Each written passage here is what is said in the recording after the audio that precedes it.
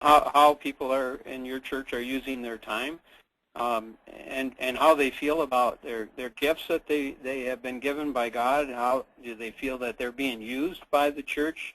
There are a number of questions in our survey that kind of tap this area. The survey asks, for example, about how often you volunteer your time for your church in an average month. Another place in the survey, it asks a question about how much time you'd be willing to get to a major ministry in your church.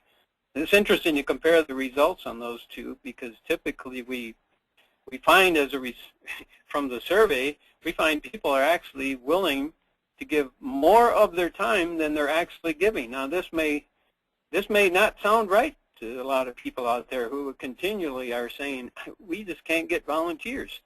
And yet again and again, we find from our survey that people are willing to give. There must be something else going on here.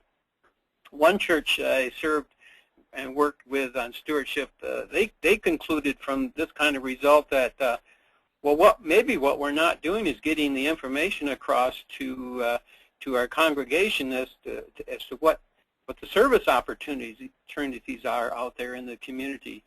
And maybe we need to get models of what people are doing to serve the community across to our congregation.